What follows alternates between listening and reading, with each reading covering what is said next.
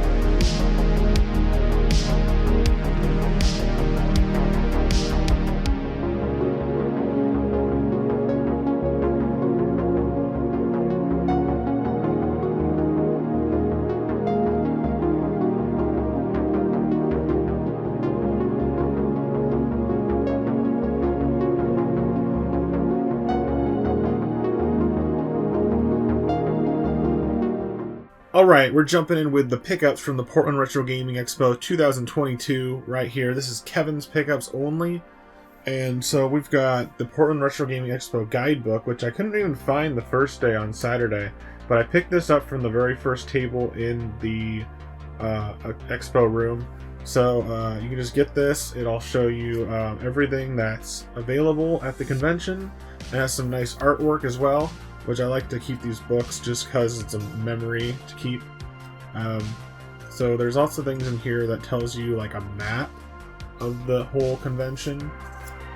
And there's like a table of contents that tells the time of each panel or event going on during the convention and expo.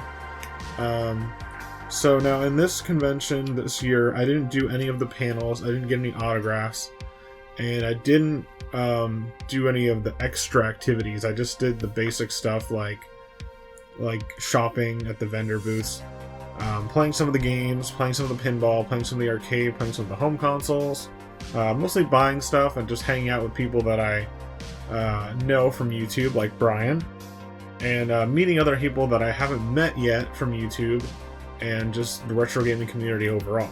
So with that, let's jump in with the actual pickups, which is the first one's a big one. The Super Scope for the Super Nintendo. You're fired. Yeah, so we got the Super Nintendo Super Scope, as it says right there. I believe this is missing a lot of parts, and I saw this on the table. There's a little bit more to the story, but I saw this up on the counter behind the table, and I was like, okay, this is probably gonna be like 50 bucks, you know, 70 bucks. I saw a little tag on it. I thought it was a 70, and I don't know how much these actually go for, so I was just kind of guessing because I've seen them at like my local retro game stores for more than I can normally afford. And I think it's missing some parts, like the actual scope that clips on right here, so there is some parts and things needed to make it work, but I just want it for the display mainly, and it is the actual original Super Scope. So I was like, okay, how much is this Super Scope? And he's like, $10. And I'm like, oh, well, I'll definitely get that. And yeah, so I got it. I just got it right away. It was like a spur of the moment, just insta buy thing. And I've never actually used this. I might have used it as a kid. I feel like I used it when I was younger, but I've never owned one. I have the Zapper for the NES, and at Brian's house he has a CRT TV, so we can play Duck Hunt and Bayou Billy and stuff like that that use light gun games. So I'm a big fan of light gun games. I do have a few light gun games for the Super Nintendo, which is what this would be used for. They include Terminator 2, Revolution X, and maybe something else. I'm not sure. I might have a Super Scope cart somewhere. But with the Super Scope, with those games, a lot of those games can be played with just the regular controller or with that Super Nintendo mouse. So that's why I prefer to play them with the mouse.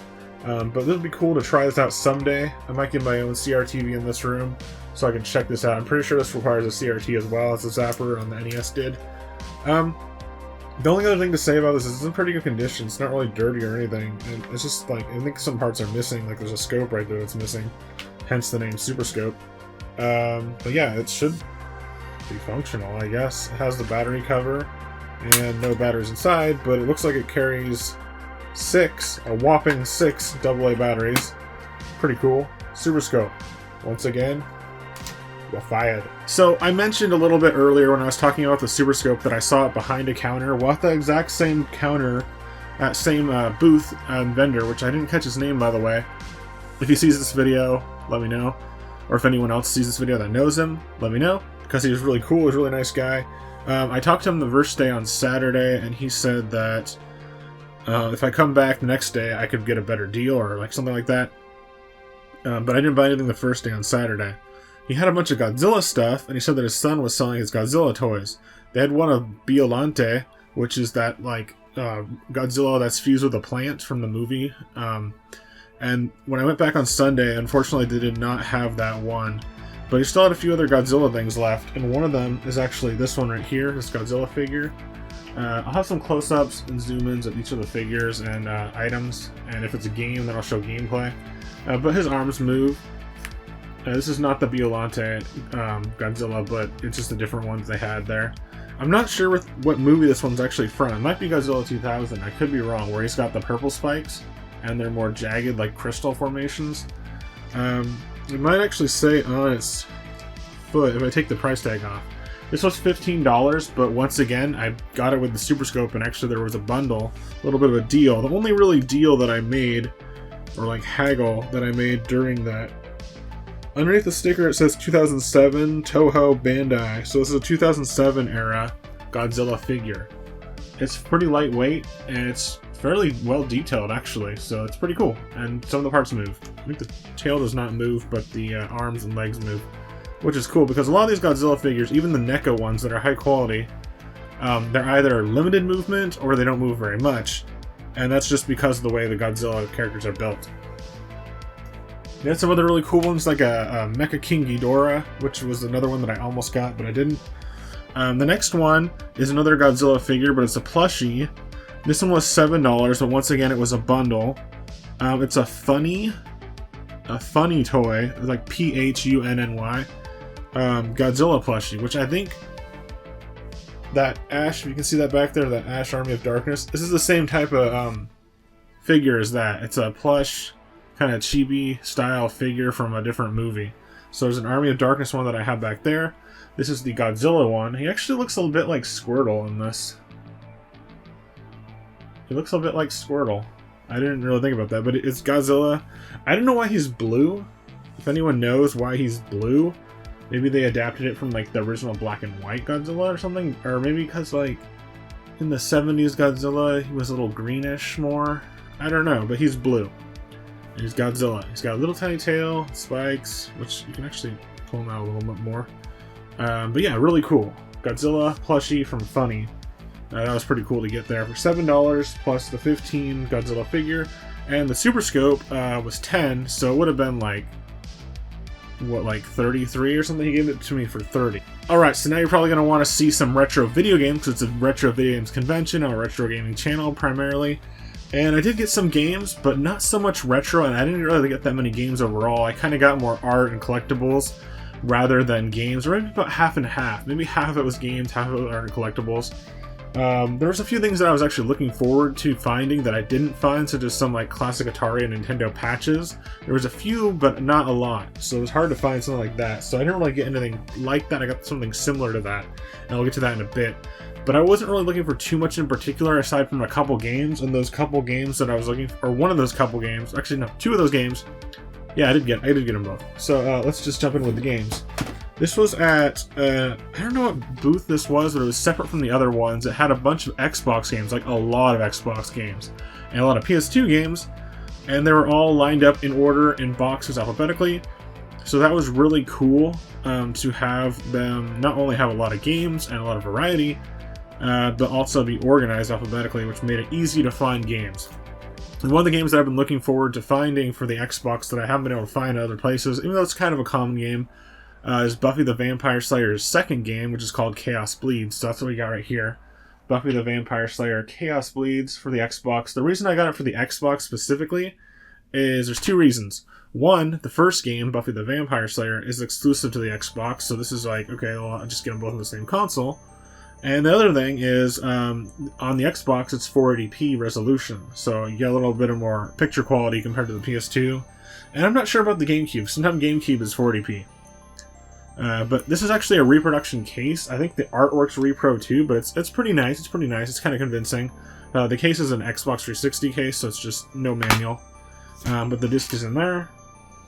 And I can't wait to check this out. I don't know if I'll have time to check this out this Gametober, but you'll probably hear something about this in the future on Hybrid Games. Because I'm a big Buffy the Vampire Slayer fan.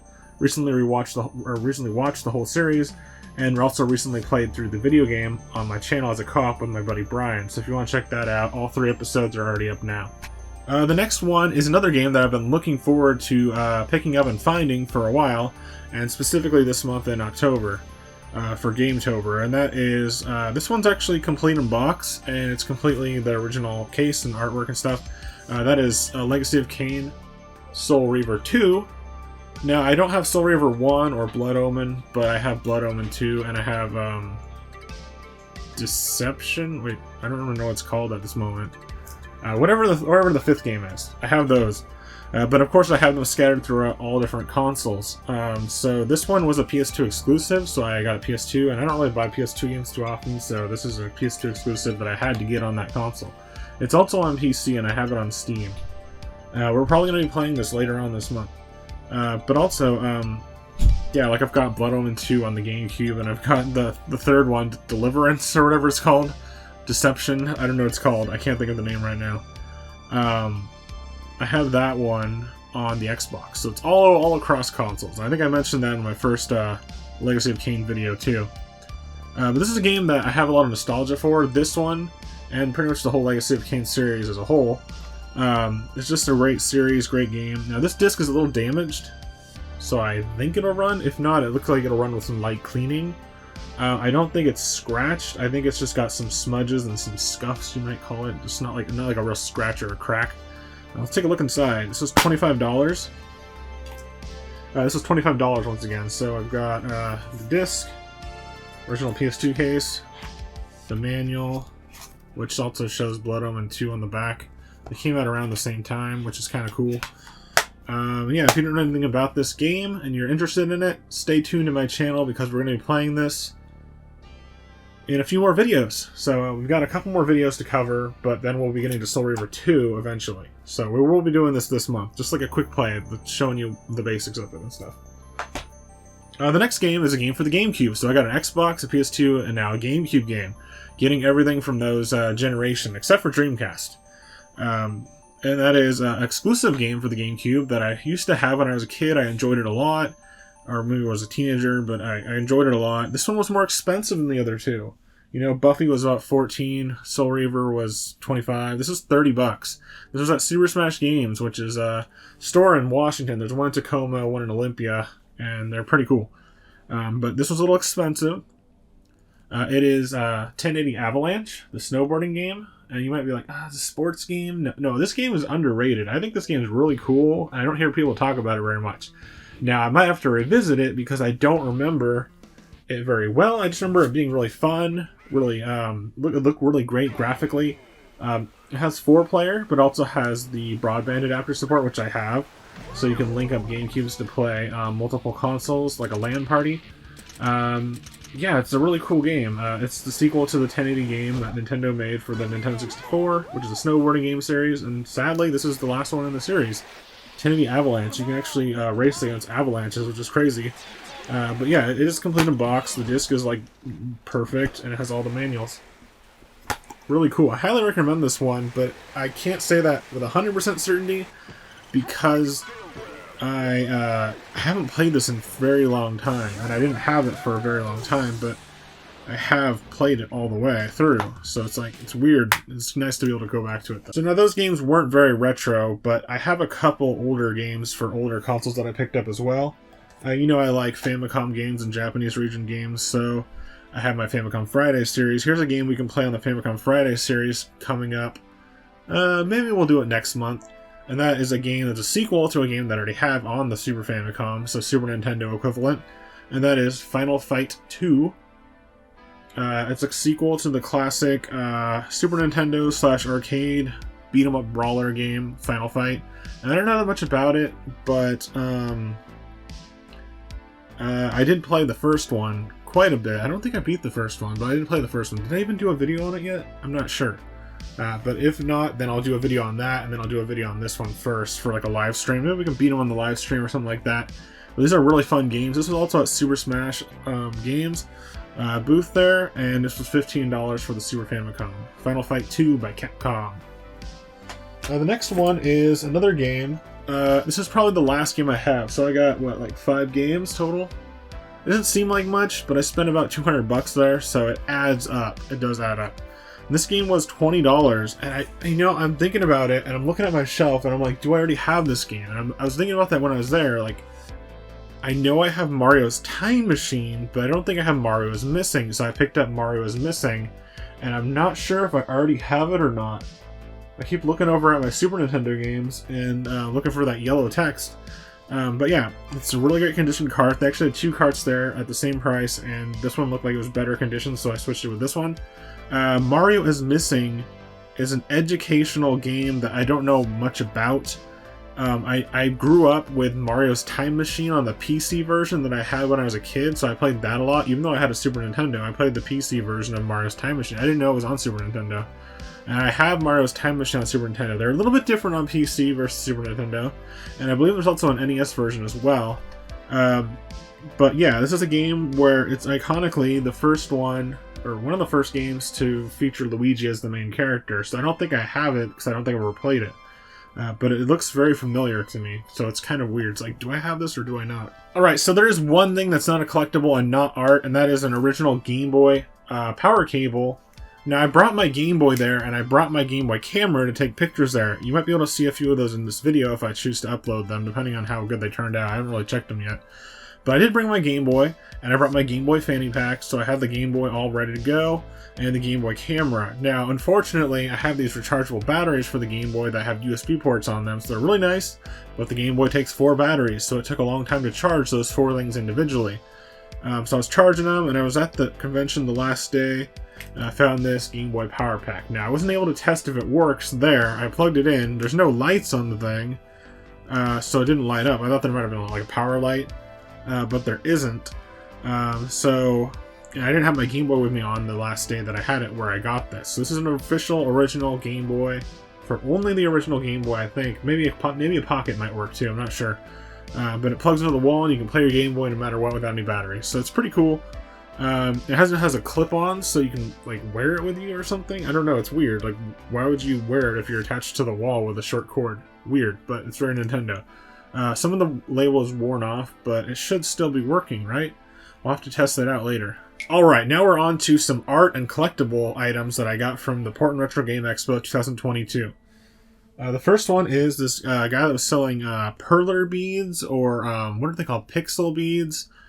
Basically, they're beads that can make artwork when you melt them together.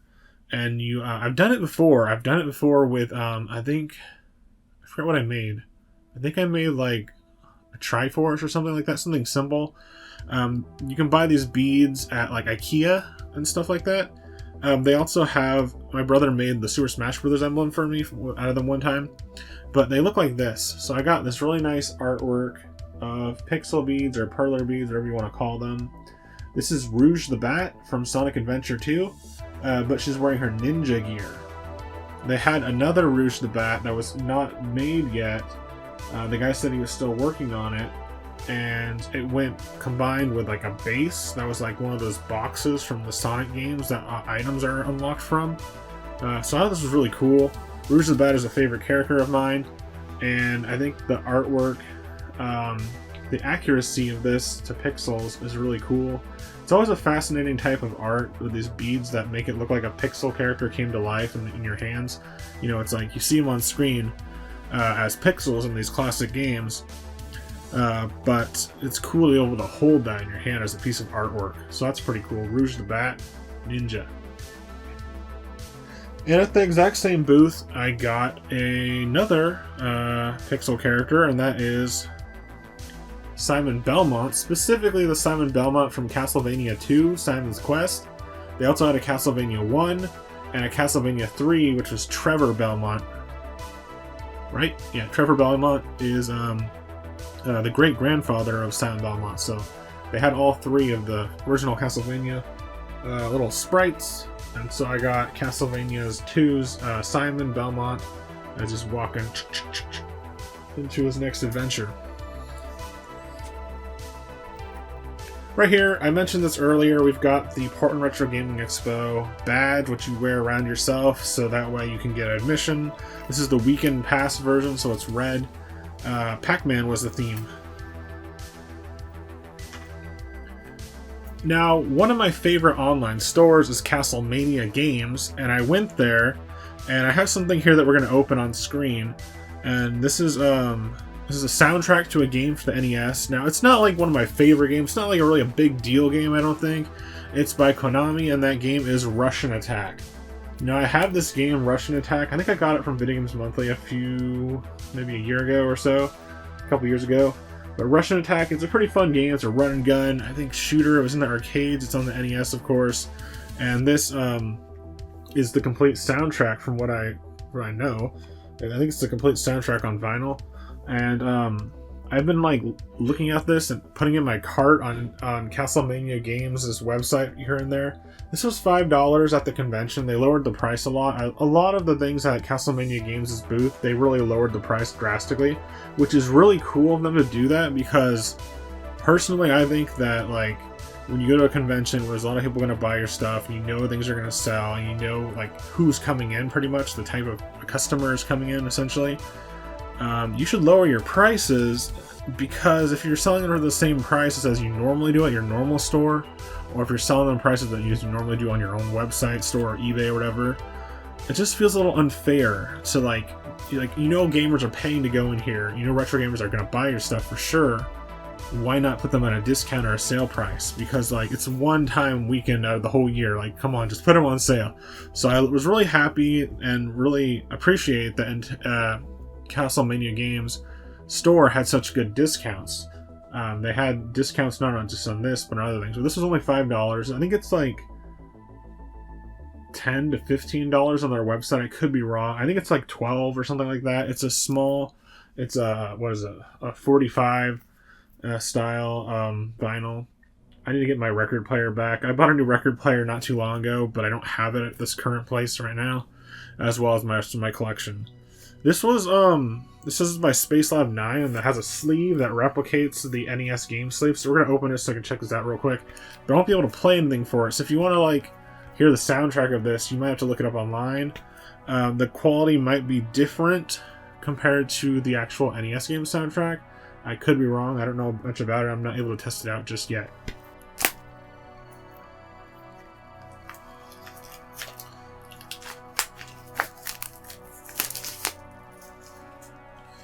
Alright, so now I ripped off the plastic sleeve. Russian Attack, it should come out and be like it's a normal record case.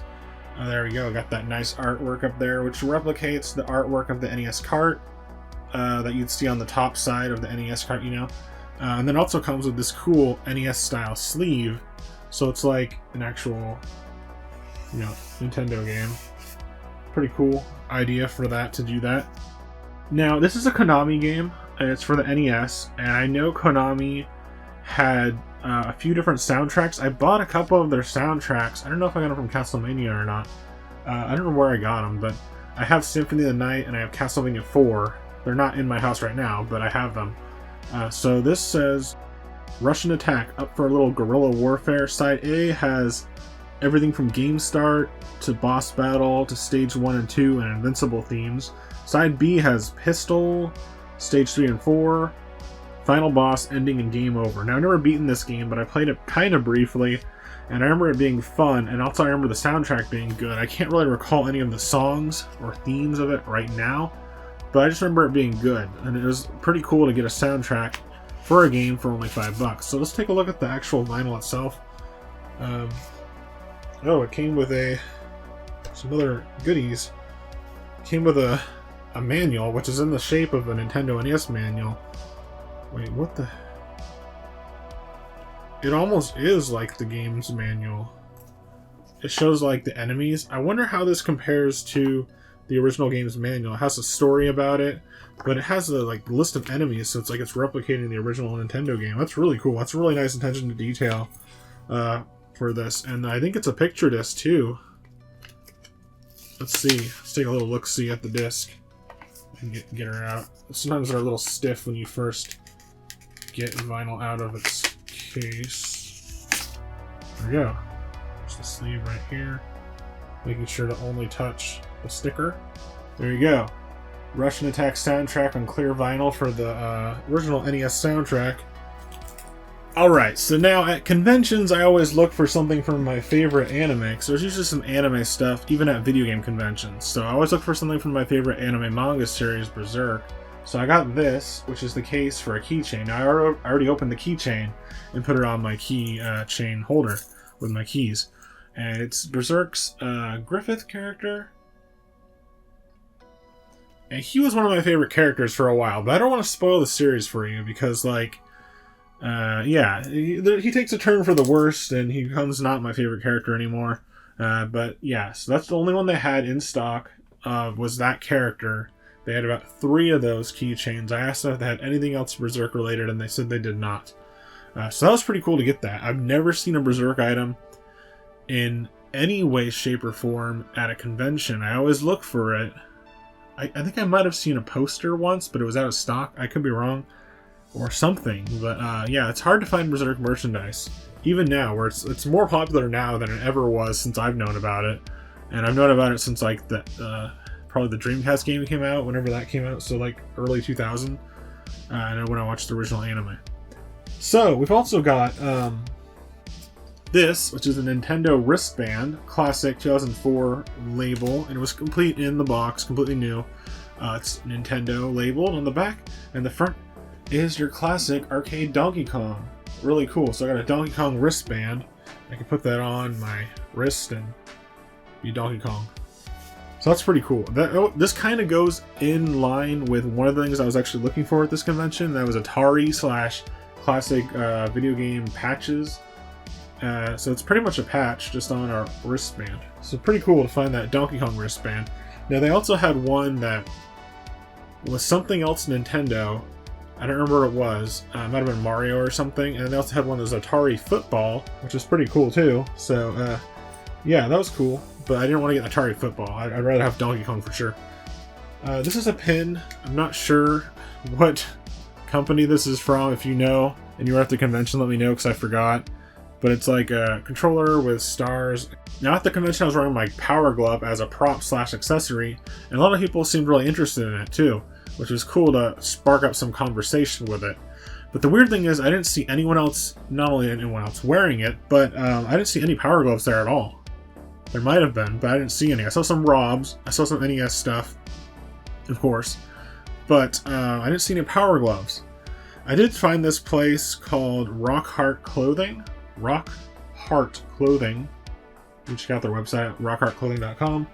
And I didn't get the shirt because they were out of stock of their Power Glove shirt, but I got this, which is a pin, a metal pin. It's got 2 pins on the back actually, but it's a single item. It's the Power Glove, Rock Heart. It's completely metal, and it basically looks like the Power Glove, more or less. And it's pretty cool. I don't know, it's just a cool collectible pin. I was like, hey, that's me, and then I just got it. I think this is also from Rock Heart Clothing as well, so I got that one too. And the very last thing actually goes with something that I got earlier, so I got a Super Smash Games sticker. Pretty cool. Alright everybody, that was it for the pickups part of this convention video. Let me know if there's anything cool or interesting or something that you want to know more about. I can tell you more about it or show you more about it on my Instagram. There should be some close-ups in this video as I talk about it, but for the most part, this is pretty much all I got. Now I spent about $200 to $250 on all this stuff.